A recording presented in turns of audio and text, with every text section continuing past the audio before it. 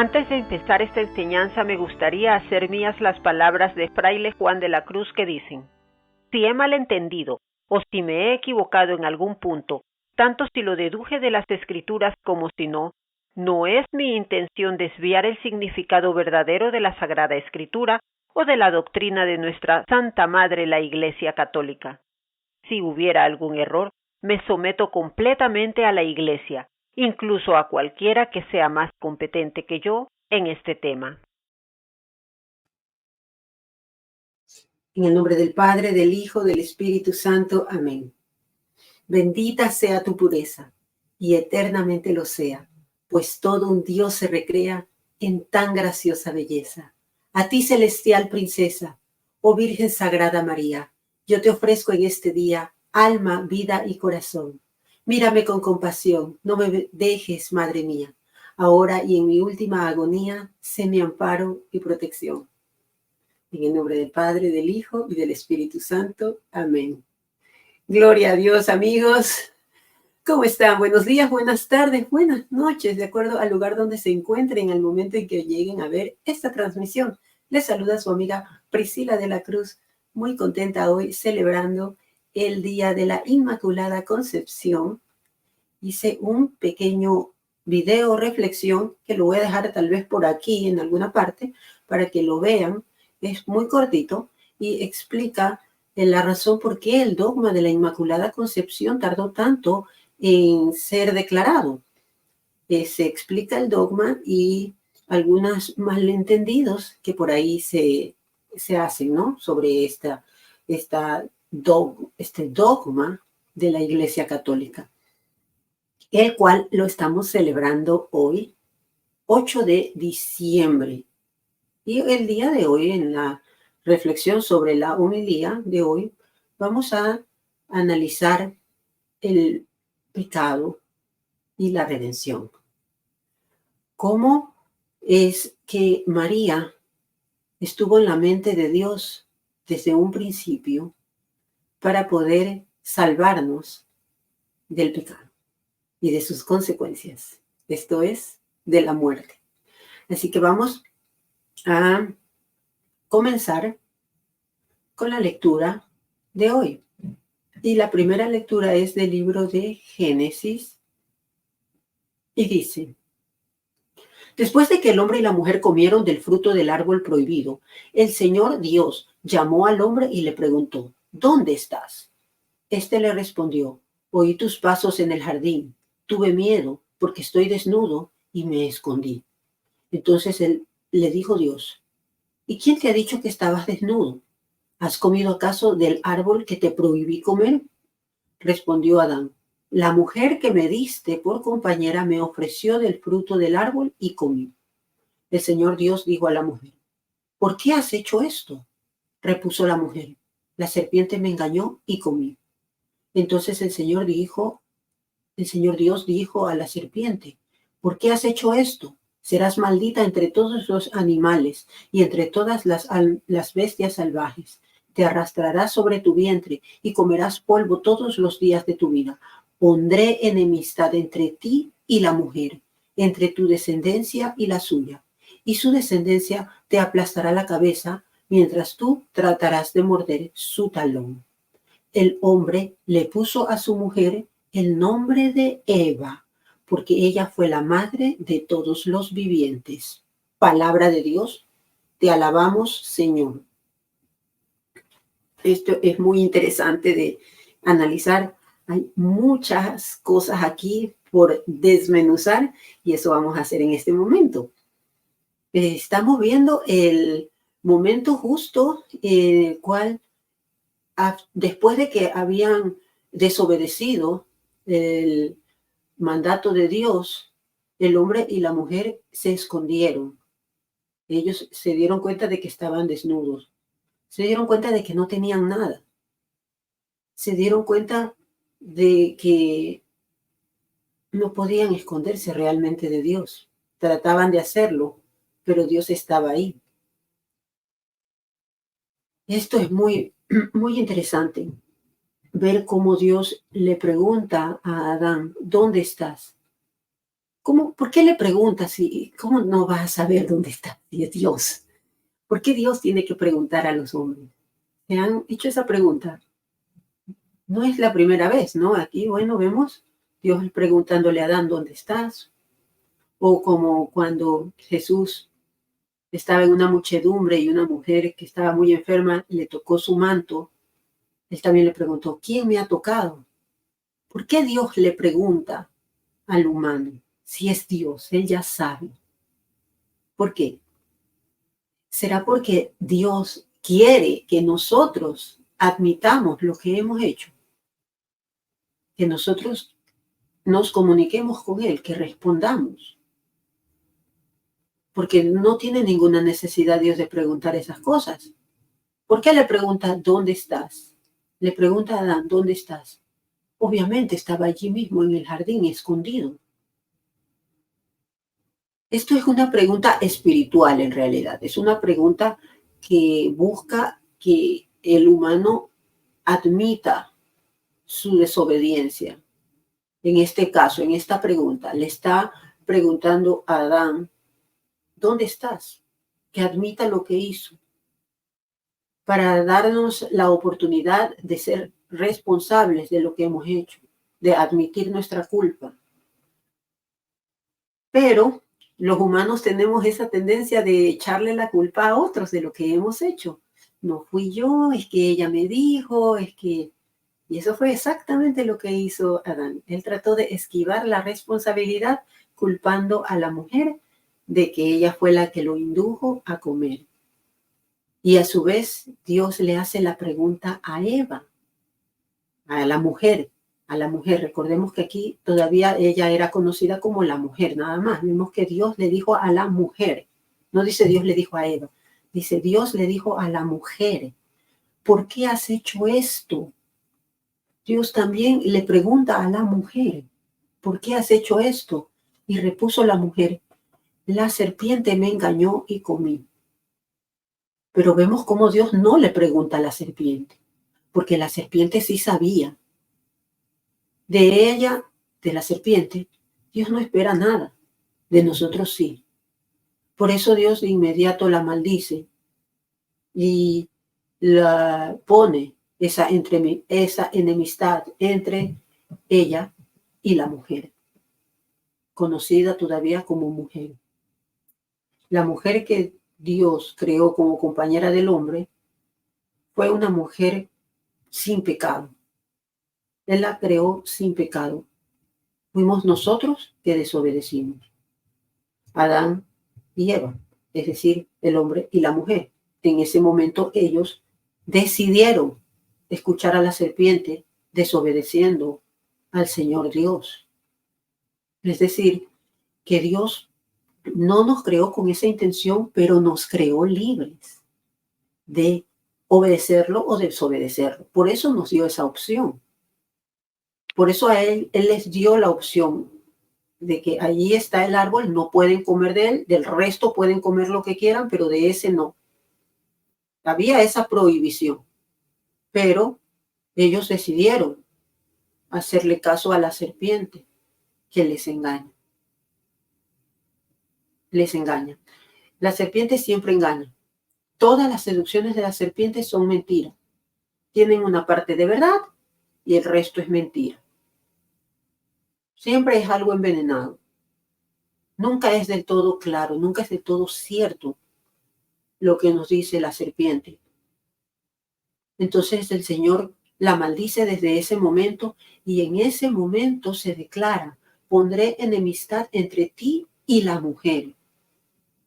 Es decir, en ese momento Dios ideó su plan de hacer una mujer nuevamente sin pecado, como lo hizo con Eva. Pues todavía no era Eva, aquí todavía no le había puesto Eva a Adán. Era conocida solo como mujer. Como vemos más adelante dice, el hombre le puso a su mujer el nombre de Eva, porque ella fue la madre de todos los vivientes. Hasta ese entonces era conocida como la mujer. Y Dios dice, pondré enemistad entre ti y la mujer. Una mujer que sea a sí mismo pura, como lo fuiste tú, antes de desobedecer, la cual te va a aplastar la cabeza y tú tratarás de morder su talón. Tratarás. Pero la mujer le aplastará la cabeza. ¿A qué mujer se refiere? Si ya con Eva ya habían negociado, ya habían conversado, ya Eva se había, digamos, ya esta mujer, la compañera de Adán, ya había desobedecido, ya había tenido conversaciones, diálogos y se había puesto de acuerdo con la serpiente y le hizo caso, le creyó cuando le dijo seréis como dioses. Eso es lo que en realidad Dios no quiere, que ustedes tengan conocimiento y eso es lo que les va a dar el conocimiento. Y en realidad sí, nosotros sabemos lo que está bien y lo que está mal, pero lo hacemos a sabiendas. Lo hacemos a sabiendas. Entonces, esta mujer nueva, pues aquí está, ¿por qué está expresado esto en el Génesis? Pondré enemistad entre ti y la mujer, entre tu descendencia y la suya, y su descendencia te aplastará la cabeza y tú tratarás de morder su talón. El talón como la parte más humilde, la más vulnerable, la que está en contacto con la tierra. Eso es lo que la serpiente va a tratar de morder, va a tratar de atacar. Pero la mujer va a aplastarle la cabeza. Vamos a ver, para ir desarrollando de acuerdo a la lectura que se nos dio dada el día de hoy en la homilía. Vamos a ver el Salmo responsorial. Sí, creo que ya, creo que ya con eso, como para tener la expectativa, ¿no? De esto, me gustaría añadir otra cosita. Esta maldición de Dios que hizo contra la serpiente es una maldición y a la vez es una promesa, ¿verdad? Es la maldición de que la serpiente de ahora en adelante se arrastrará, comerá polvo, será aplastada por la mujer y a la vez se anticipa la redención que vendrá a través de Cristo. A través de Cristo vendrá la redención. Esta lectura nos invita a reflexionar sobre la misericordia divina, pues Dios sabía que con el pecado había entrado la muerte y esa no fue la idea principal, la idea inicial de que los humanos íbamos a morir. Pero gracias al pecado entró la muerte y toda la decadencia en el mundo. Por eso le llamamos a este un mundo caído, un valle de lágrimas, en donde tenemos que trabajar con el sudor de nuestra frente, ganar el pan. Todo eso es motivado por el pecado.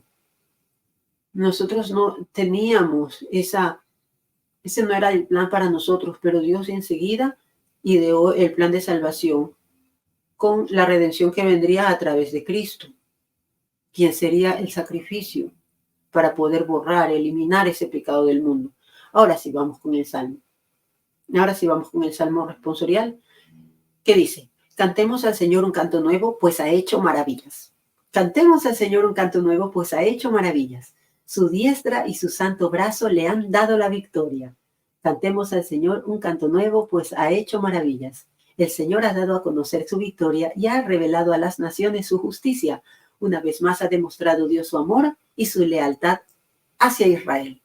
Cantemos al Señor un canto nuevo, pues ha hecho maravillas. La tierra entera ha contemplado la victoria de nuestro Dios. Todos los pueblos y naciones aclamen con júbilo al Señor.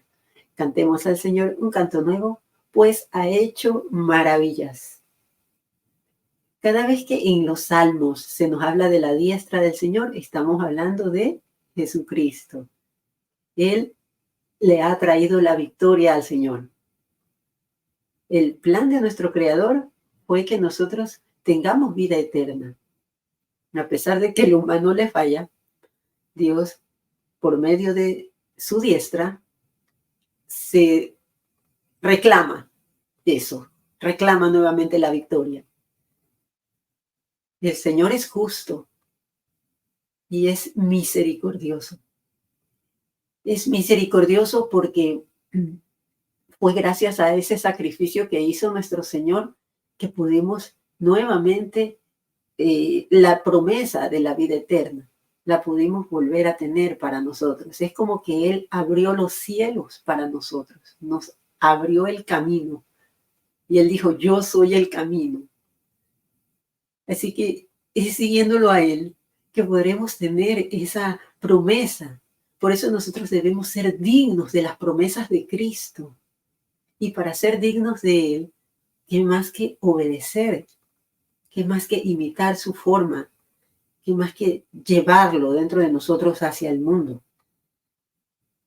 En este canto el salmista nos recuerda que a pesar de nuestras debilidades, pues nosotros somos frágiles, caemos en tentación desde nuestros padres, Adán y Eva. Dios es digno de alabanza por sus maravillas y virtudes, por la victoria que Él consigue contra el mal. Porque no es cierto que el bien y el mal son dos fuerzas opuestas e iguales. No es cierto. El mal ya ha sido vencido. El bien siempre, siempre va a ganar. La luz siempre le va a ganar a la oscuridad. Es imposible que sea de la otra manera. Si a este momento lo vemos así, es una ilusión. Pues el bien siempre va a ganar y la victoria es de Cristo. Él ya la obtuvo para nosotros en la cruz. Vamos ahora a la segunda lectura del libro de la carta de Pablo a los Efesios. Y dice, bendito sea Dios, Padre de nuestro Señor Jesucristo, que nos ha bendecido en Él, con toda clase de bienes espirituales y celestiales. Él nos eligió en Cristo antes de crear el mundo, para que fuéramos santos e irreprochables a sus ojos por el amor.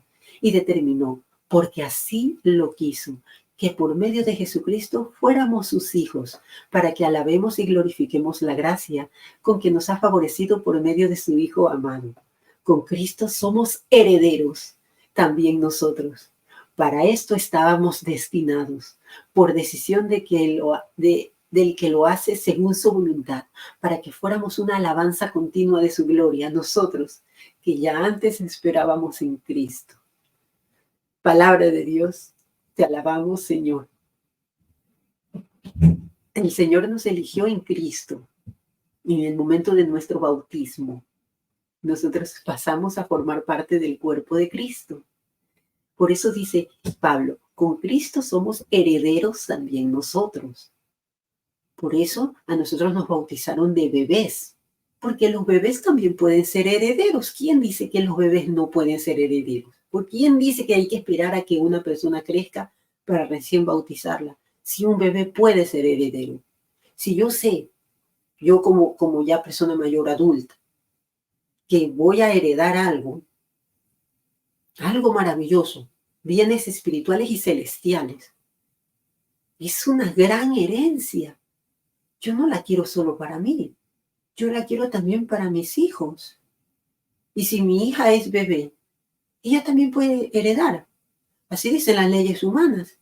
¿Por qué si las leyes humanas que son imperfectas permiten a un bebé heredar?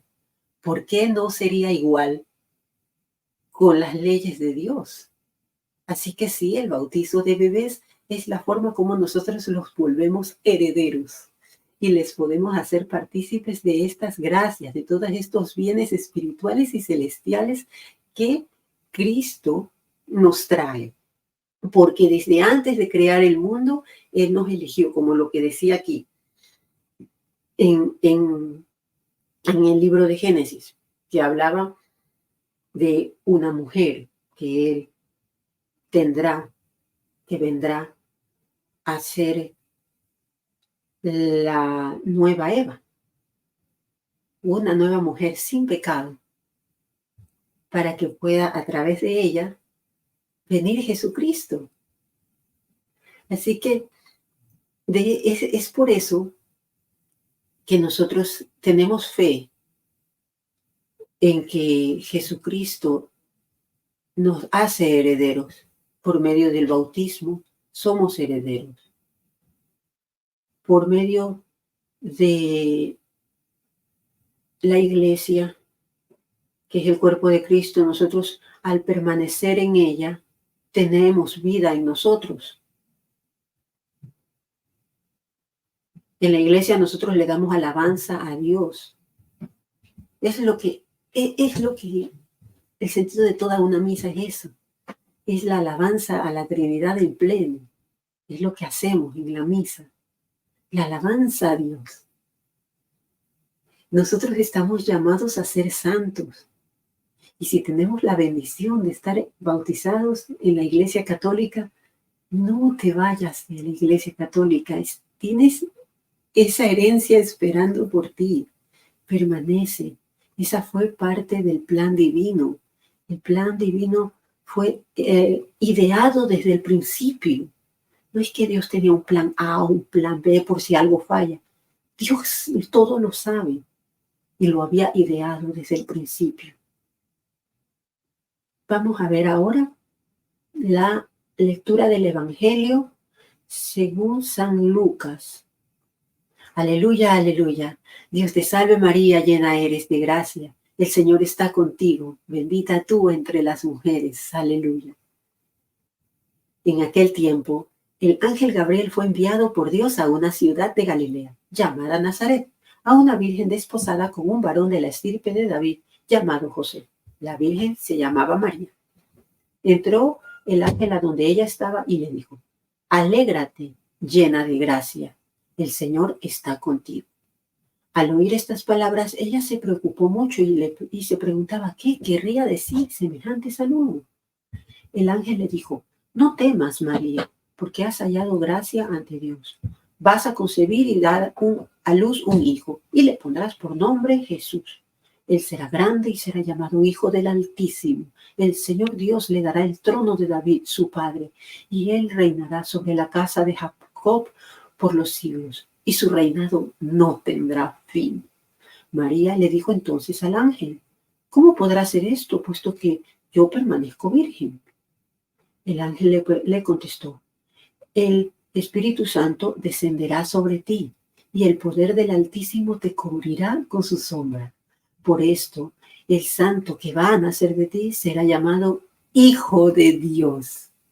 Aquí tienes a tu parienta Isabel, que a pesar de su vejez ha concebido un hijo, y ya va en el 6º mes, que la llamaban estéril, porque no hay nada imposible para Dios. María contestó: Yo soy la esclava del Señor, cúmplase en mí lo que me has dicho. Y el ángel se retiró de su presencia. Palabra de Dios. Gloria a ti, Señor Jesús. El pasaje de la Anunciación viene a ser como el cumplimiento del protoevangelio, en donde a la mujer se le anunció que iba a poner enemistad, que iba a haber enemistad entre la mujer y la serpiente. Cuando el ángel le saluda a María, le dice: Alégrate, llena de gracia. No le dice alégrate María, le dice llena de gracia. Hay nuevamente ese cambio de nombre, así como a la mujer, que primero se la conocía como mujer, y luego se le cambia de nombre y Adán le pone: ahora te vas a llamar Eva, que eres la madre de todas la humanidad. Y ahora a María el ángel viene y la saluda como llena de gracia. Por eso ella se perturba con ese saludo, porque fue un saludo extraño para una mujer tan humilde como ella. Fue un saludo como una especie de saludo a la majestad, a la realeza. Y ella, siendo tan humilde, se queda ahí: ¿por qué me dices así? Llena de gracia, llena de gracia. Significa que ya está llena, ya no hay más que ponerle. Está llena de gracia. El Señor ha encontrado favor en ti. Eres agradable al Señor. El Señor la creó de una manera que ella no tuvo en sí el pecado. Ella fue concebida sin pecado original, porque como dice mismo la palabra, para Dios nada es imposible. Dios es quien creó las reglas y Él utilizó a María como le dio a ella ese rol para ser la madre del Salvador, que sea una madre digna de él, pura, incorruptible, que no haya conocido nunca la tentación, porque no había eso en ella. Había enemistad entre ella y la serpiente, no podía tentarla. Por eso el demonio la odia tanto a María, porque con ella, a pesar de ser un humano, una criatura, era imposible hacer que ella pueda desobedecer, que ella no escuche al Señor. Ella, desde el principio, por eso es llena de gracia. El Señor está contigo. El Señor está contigo. Esto es que ella no le ha dado la espalda a Dios. Nunca se la dio. Y recordemos, cuando Adán y Eva cometieron el pecado, se escondieron. Ellos no querían que el Señor los viera. Se sentían vulnerables, se dieron cuenta de que estaban desnudos, de que no tenían nada. En cambio, el ángel, mensajero de Dios, podemos decir que viene a dar las palabras del mismo Dios Padre, le dice, el Señor está contigo. Es decir, Dios está complacido con ella, con la creación maravillosa que hizo en ese jardín perfecto que es María, de pureza, de ser inmaculada, incólume, sin mancha, para que sea la mujer digna de poder llevar en sus entrañas a Dios, al Verbo. ¿Cómo es posible que por ahí nieguen esto? ¿Cómo es posible? Aquí no es que están ofendiendo a María, están ofendiendo directamente a Dios. Pues Dios lo quiso así. Él quiso nacer de una mujer. Él quiso crear esta mujer que esté llena de gracia, aplicar en ella las gracias anticipadamente, digamos, de la redención. Es decir, ella fue redimida de forma anticipada, evitando de que ella caiga en pecado jamás. No cayó en pecado jamás. Gracias a los dones anticipados de la redención de Cristo en la cruz. Porque para Dios nada es imposible. Dios es eterno. Él no está sujeto al tiempo y espacio. Es absurdo pensar que digan, sí, pero todavía Jesucristo no había muerto en la cruz, ¿cómo la iba a salvar? Es Dios.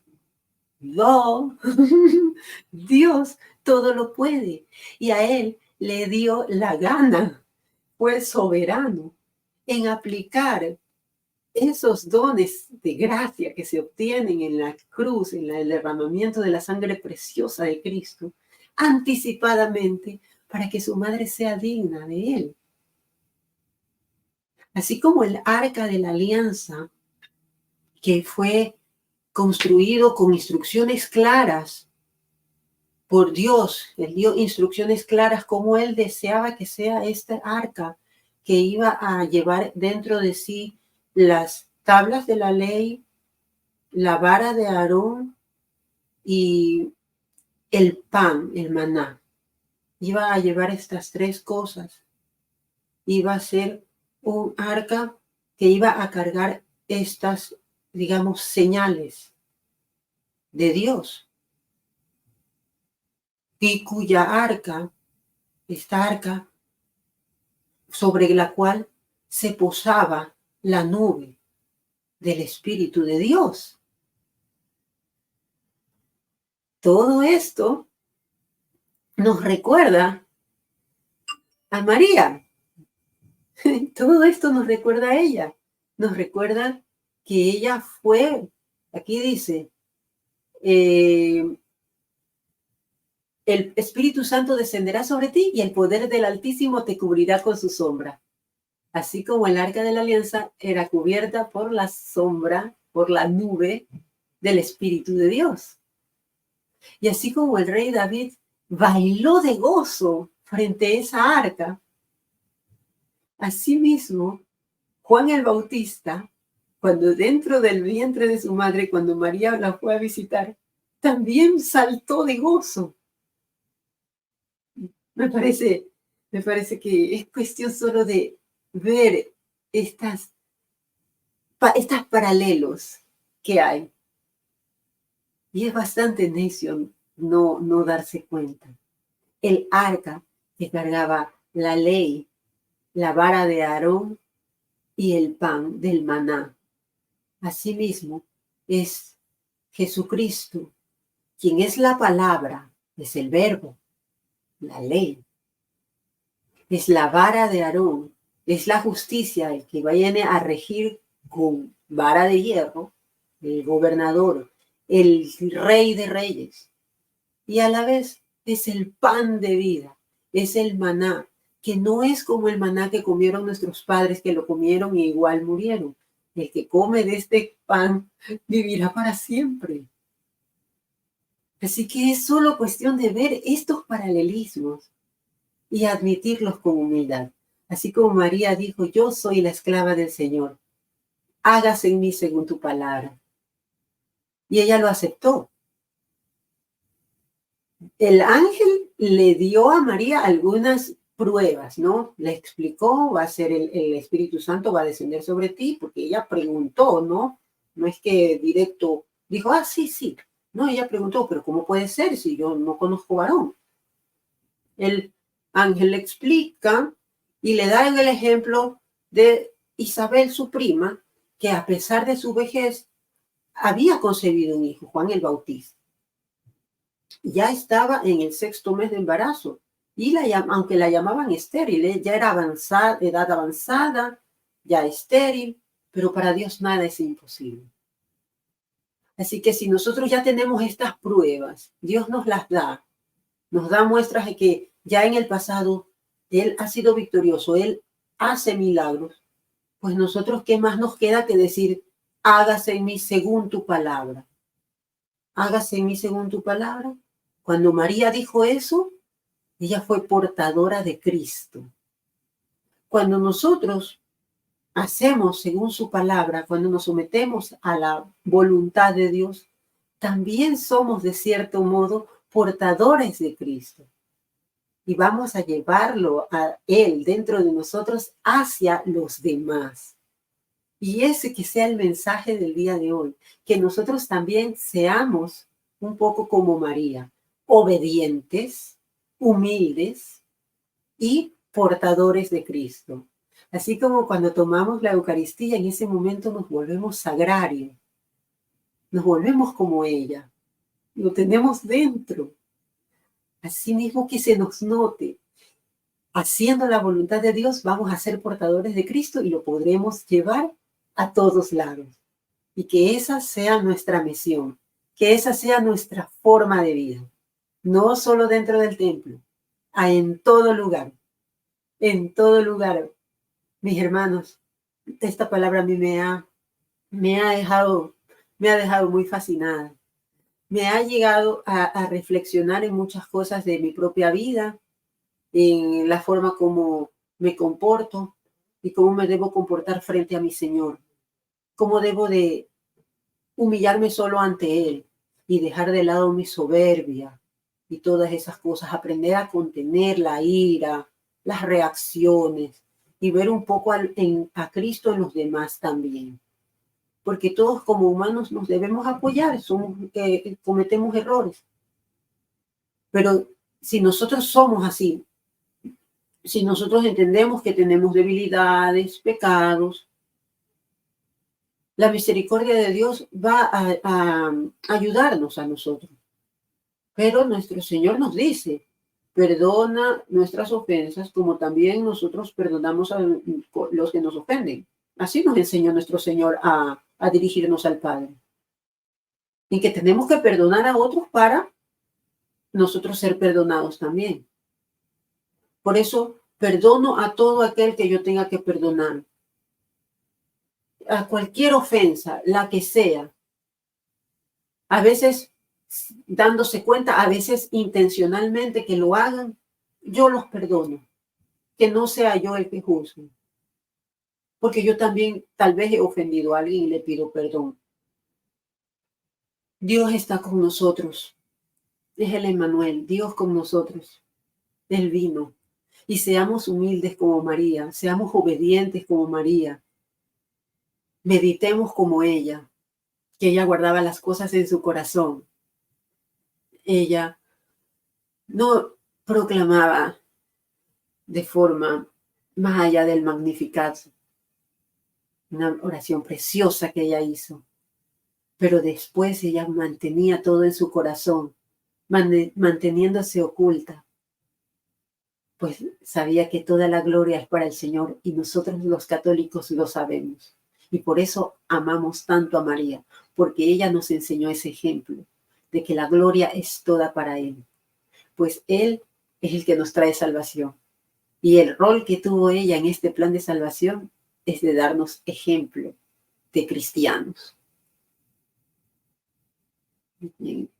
Les agradezco mucho su atención para los que hayan llegado hasta aquí. Muchísimas gracias por venir. Como siempre les recuerdo visitar la página defiendetufe.com, donde pueden encontrar mi libro de testimonio de conversión, cómo me convertí en soldado de Cristo, además de otros devocionales que también escribo. Los pueden encontrar allí. Búsquenlos bajo la categoría Priscila de la Cruz. Y también, cómo no, visiten la Escuela de Apologética de SAM para conocer bien nuestra doctrina católica y aprender a defenderla, a amarla, a comprenderla y a, sobre todo, vivirla. Les dejo con los detalles. Con esto me despido y mañana es sábado, ¿verdad? Sí, mañana es sábado. Tal vez no me conecte o tal vez sí. Eso solo Dios lo sabe. Me despido. Bye. Para mantenerte firme en nuestra hermosa fe católica es esencial comprenderla profundamente. Por ello, te invito a explorar www.defiendetufe.com, Escuela de Apologética de SAM, donde podrás adquirir un conocimiento sólido de la doctrina católica a través de expertos en la materia. Esta plataforma cuenta con la aprobación de obispos de la Iglesia y te brinda la oportunidad de estudiar desde la comodidad de tu hogar a tu propio ritmo. Y si estás en Latinoamérica, puedes aplicar para una beca. Visita www.defiendetufe.com.